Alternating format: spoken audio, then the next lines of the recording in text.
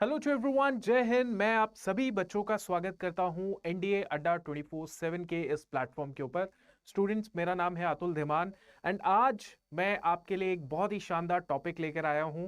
आपको अहमियत बताने आया हूं कि जिस चीज के लिए आप सोच रहे हैं कि यार मुझे एनडीए में जाना है और नेशनल डिफेंस एकेडमी का एक जेंटलमैन कैडेट बनना है, वो जो एकेडमी है वो कितनी ज्यादा अहमियत रखती है, कितनी ज्यादा सिग्निफिकेंस है उस एकेडमी का, और क्यों क्यों नेशनल डिफेंस एकेडमी की जो एंट्री है, एनडीए की एंट्री है, वो सभी डिफेंस एस्पिरेंट के लिए सबसे ज्यादा इंपॉर्टेंट होती है ना। तो ये मैं अपने प्रैक्टिकल एक्सपीरियंस से बताऊंगा कि मुझे क्यों लगा कि एनडीए एंट्री जो है सबसे जबरदस्त एंट्री है और सबसे आसान एंट्री है, सच बताऊंगा। और आपको बताऊंगा based on my experience and based on other aspirants or other candidates experience, right? So let's talk about it and I wish कि आप अपने मेहनत के बलबूते इस एकेडमी के अंदर एज अ जेंटलमैन कैडेट जाएं और बहुत जबरदस्त तरीके से परफॉर्म करें आगे जाके, राइट? तो चलिए, बात है इस टॉपिक की कि क्यों है national defence academy the best option for all the defence aspirants, right? देखिए, सबसे पहली बात तो ये है स्टूडेंट्स, पहली बात है ना कि जब एक बच्चे को पता चलता है, जब वो 7वीं 8वीं 9वीं कक्षा में होता है, 10वीं में होता है, 11वीं या 12वीं कक्षा में होता है, तो वो बच्चे को समझ तो आ ही जाता है कि मेरे को कहाँ पे जाना है ना। जैसे देखा जाए तो ज्यादातर आजकल के बच्चे ज्यादा जल्दी अवेयर हो जाते हैं चीजों को लेके। तो बहुत सारे बच्चे हैं जो 11th क्लास में या 9th 10th क्लास के अंदर पता कर चुके हैं कि हमारी जो डायरेक्शन है वो क्या है। उसी डायरेक्शन के अंदर मैं बात करूं तो ज्यादातर बच्चे डिफेंस फोर्सेस को ज्वाइन करना चाहते हैं। उन डिफेंस फोर्सेस को ज्वाइन करने वाले जो डिफेंस एस्पिरेंट्स होते हैं, वो एनडीए का नाम सुनते हैं और एनडीए का नाम सुन के वो डिसाइड करते हैं let's go and crack this examination, crack this entry. तो पहला जो रीजन है कि बच्चों, you all should be very sincere to crack this particular entry of NDA because of the first reason। और वो पहला रीजन क्या है? become the top brass। Top brass का मतलब क्या होता है स्टूडेंट्स, वो मैं आपको बताता हूं। जब भी कोई बच्चा एनडीए का एंट्री क्वालिफाई करता है, सो वो आगे जाके कितने साल की उम्र होती है उसकी, मतलब वो अपनी 12th करके ही एनडीए ज्वाइन करता है। तो या तो उसने 12th 17 साल में किया हो, कई बार बच्चे जो है 16 साल की उम्र में भी 12th कर चुके होते हैं, या उसने 18 साल की उम्र में या 19 साल की उम्र में उसने 12th किया है, उसके बाद वो एनडीए में जाता है। एनडीए में 3 साल की ट्रेनिंग के बाद जो है वो आगे जाके आईएमए में ट्रेनिंग करता है या अपनी एएफए में या आईएनए में ट्रेनिंग करेगा। उसके बाद पासिंग आउट परेड के बाद जो है वो ज्यादा से ज्यादा 21 या 22 साल के अंदर एक यंग लेफ्टिनेंट जो है वो बनता है ना, राइट? अब ये जो यंग लेफ्टिनेंट है, जो बच्चा 21 और 22 साल की उम्र में एक यंग ऑफिसर बनता है, तो आप मुझे एक चीज बताइए कि वो जब 60 साल की उम्र तक अपनी सर्विस देगा, तो बच्चों वो कहां तक पहुंचेगा? वो पहुंचेगा chief of army staff, chief of naval staff, chief of air force staff. ये मैं नहीं कह रहा, ये तो भाई प्रैक्टिकल सच्चाई है कि आप देखेंगे कि हमारे भारत की सेनाओं में, तीनों सेनाओं के अंदर जो चीफ है वो सब के सब एनडीए से पास आउट है। They are the ex NDA, right? So ये आपके लिए बहुत ही बढ़िया अपॉर्चुनिटी है कि अगर आपने सिर्फ जो रैंक है, जैसे फॉर एग्जांपल आपने कर्नल रैंक तक पहुंचना है, तब तो आप आगे जाके सीडीएस की भी तैयारी करिए, सीडीएस आपके लिए बना है। लेकिन अगर कोई बच्चा लेफ्टिनेंट जनरल तक जाना चाहता है, मेजर जनरल बनना चाहता है, या above that, that is general of Indian arm forces, तो बच्चों आपके लिए ये एनडीए ही बना हुआ है। अगर आप ये सोचेंगे कि नहीं यार, मैं सीडीएस एंट्री से जनरल ऑफ आर्म फोर्सेस बन जाऊंगा, आर्मी का बन जाऊंगा, नेवी का बन जाऊंगा, तो वो पॉसिबल नहीं होगा, क्योंकि आप 21-22 साल के अंदर जो है सबसे पहले एनडीए एंट्री के थ्रू ही एक ऑफिसर बनते हैं, right? So if you want to become the top brass of the armed forces, then choose National Defense Academy entry, right? चलिए, the second reason is seats। अच्छा, मैं बताऊं तो स्टूडेंट्स, मैंने जितने भी अपने एक्सपीरियंसेस से ये सीखा है, और मैंने भी बहुत सारे एग्जाम्स ऑफिसर्स लेवल के दिए और क्रैक भी किया उनको। तो मैंने ये पाया कि यार ऑफिसर लेवल पे ना 100 200 या 300 वैकेंसीज होती है। 100 सीट्स होंगी, 200 होंगी या 300 सीट्स होंगी। बट एनडीए के एंट्री के अंदर आपको 400 से 450 तक की सीट्स मिलती हैं।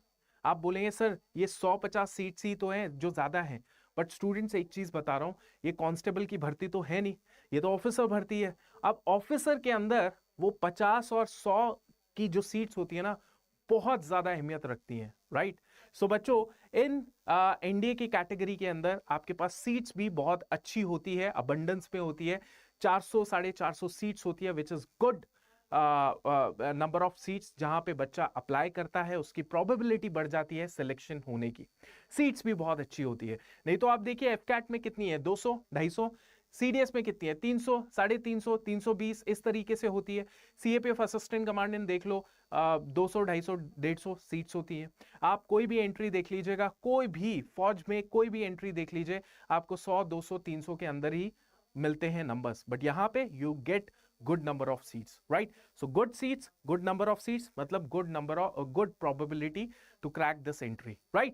चलिए, दूसरा मैंने आपको एक्सप्लेन किया। अब तीसरा जो प्रोसेस है वो मैं अपने पर्सनल एक्सपीरियंस से बताऊंगा, ठीक है। This is what my perception is about NDA process, right. अब एनडीए के प्रोसेस में क्या होता है स्टूडेंट्स, एनडीए के प्रोसेस में होता है you go for the written examination. Written में दो पेपर्स होते हैं, एक होता है मैथमेटिक्स, एक होता है गैट का पेपर, ठीक है।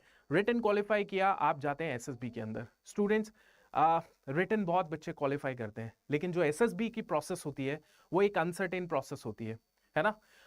बहुत बच्चे होते हैं जो मल्टीपल एसएसबी देते हैं लेकिन उनका क्वालिफाई नहीं हो पाता। बहुत बच्चे हैं जो पहली एसएसबी देते हैं और फोड़ देते हैं, है कि नहीं। अब मैं आपको बताना चाहता हूं एनडीए की एंट्री जो है सबसे इजीएस्ट एंट्री क्यों कहलाई जाती है, अगर जिन्होंने एक्सपीरियंस किया है ये सारी एंट्रीज को। मैं इसीलिए बोल रहा हूं क्योंकि इसके पीछे ये रीजन है कि जो एनडीए के एसएसबी के अंदर क्या होता है ना, एसएसबी के अंदर जो एसेसर्स होते हैं, एसेसर्स मतलब साइकोलॉजिस्ट हो गया, आईओ हो गया और आपका जीटीओ हो गया, वो आपसे बहुत कुछ एक्सपेक्ट नहीं कर रहा होता।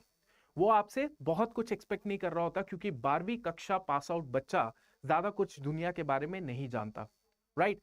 वो आपसे बस थोड़ी सी फंडामेंटल जो ऑफिसर्स लाइक क्वालिटीज होती है वो एक्सपेक्ट करता है कि इसमें बच्चे में अगर वो थोड़ा सा स्पार्क मुझे दिख गया तो मैं इसको ट्रेन कर लूंगा, है ना। तो जो ट्रेनेबिलिटी होती है कि किसी को जब उस्ताद जी आपको ट्रेन करेंगे तो उस्ताद जी उस व्यक्ति को ट्रेन करने की ज्यादा उम्मीद रखेंगे। जो उस्ताद जी फौज के अंदर होते हैं वो उस व्यक्ति को ज्यादा इच्छुक होंगे ट्रेन करने के लिए जो व्यक्ति जो है ज्यादा बहुत ज्यादा ज्ञान नहीं लेकर आया, जो कि एक नया बच्चा है जिसको मोल्ड किया जा सकता है as per the standards of the armed forces, right. So मेरे कहने का मतलब है कि आप जो यंग बच्चे होते हैं जिनको बहुत ज्यादा नॉलेज नहीं होती, जो बहुत ज्यादा कोचिंग वोचिंग लेके नहीं आए होते हैं, है ना। एसएसबी की बहुत सारी कोचिंग होती है, बच्चा सीख लेता है, रट लेता है, वैट रट लेगा, टैट रट लेगा, एसआरटीज रट लेगा। ये सारी चीजें आपके पास नहीं हो पाती क्योंकि आपके पास मौका नहीं होता। तो आप लोग अपना नेचुरल जो होगा वो आप एक्सप्रेस करोगे। उस नेचुरल चीज के अंदर अगर एग्जामिनर एसेसर को आप में दिख गई वो क्षमता तो आप इन होते हैं, ठीक है।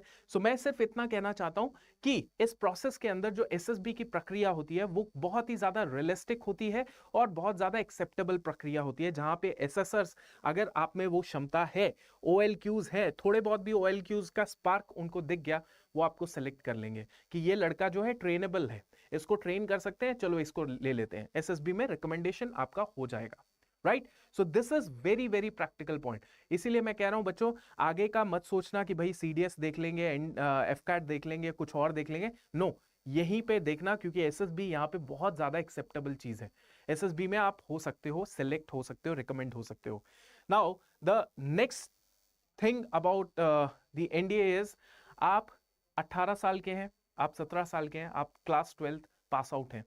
देखिए, एक माँ बाप के ऊपर बहुत बड़ा बर्डन होता है बच्चों का, फाइनेंशियल बर्डन होता है। बच्चा आप कॉलेज जाएगा, कॉलेज के बाद बच्चे ने अगर मान लीजिए इंजीनियरिंग की डिग्री ले ली या इंजीनियरिंग कॉलेज ज्वाइन कर लिया, भैया लाखों लाख रुपया लग जाता है, लाखों लाख रुपया उनकी फीस में लग जाता है। और इस चीज की भी कंफर्मेशन नहीं होती स्टूडेंट्स की भैया प्लेसमेंट जो है वो सही मिलेगी, वही 30-50 हजार रुपए की पर मंथ की सैलरी।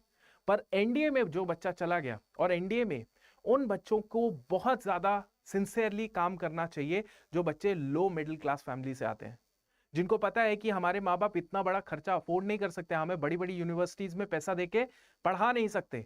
तो गो फॉर दिस ऑप्शन, क्योंकि यहाँ पे आपको एकेडमी ही सब कुछ आपका food, safety, security, salary, everything will be taken care by the academy. Understand? तो आप 18 साल के अंदर ही इंडिपेंडेंट हो जाएंगे। 18 साल के अंदर ही आपके सारे खर्चे को एनडीए नेशनल डिफेंस एकेडमी उठाएगी। आपकी सेफ्टी सिक्योरिटी तो इंश्योर होगी होगी, आपके माँ बाप की, आपके पेरेंट्स की, आपके आगे फैमिली की भी सेफ्टी सिक्योरिटी जो है वो इंश्योर करती है भारतीय सेना और हमारी बाकी सेनाएं। समझे?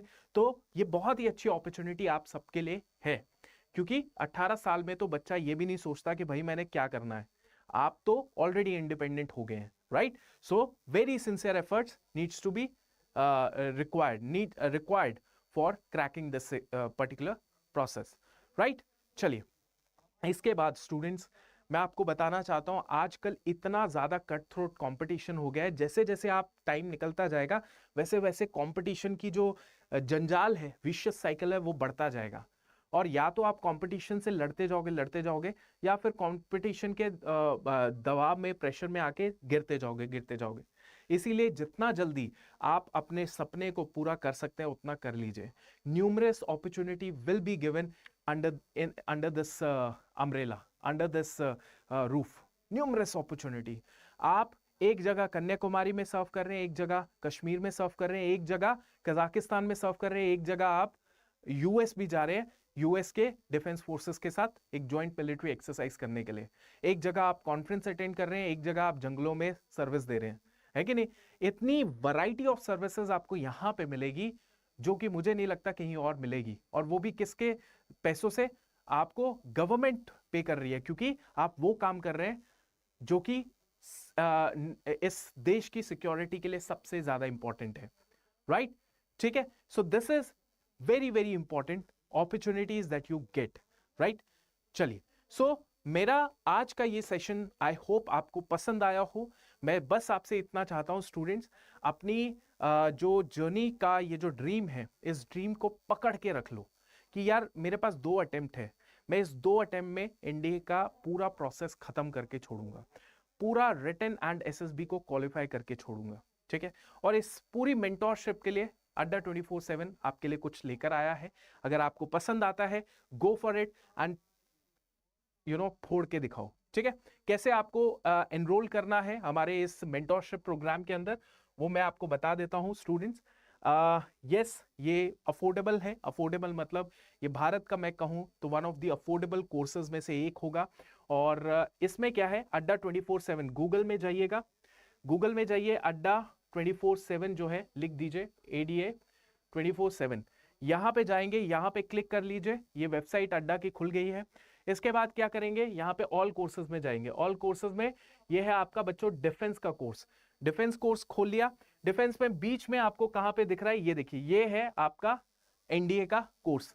इस एनडीए के कोर्स को क्लिक कर लीजिए एंड स्टूडेंट्स यहां पे आपके पास मार्कोस बैच है, ये मार्कोस बैच है जो कंप्लीट बैच है। इस बैच को इस तरीके से क्लिक करेंगे तो ये बैच आपका खुल जाएगा। और जैसे आपने खोला, इसमें मेक श्योर कीजिए व्यू ऑफर्स में जाइएगा। व्यू ऑफर्स इसलिए बता रहा हूं क्योंकि और ज्यादा ये बैच एक्चुअली कितने का है, 1900 का है, राइट? तो इसको और ज्यादा कम करने के लिए मैं आपको कोड देता हूं जिसका आप प्रयोग कर सकते हैं, दैट इज Y588।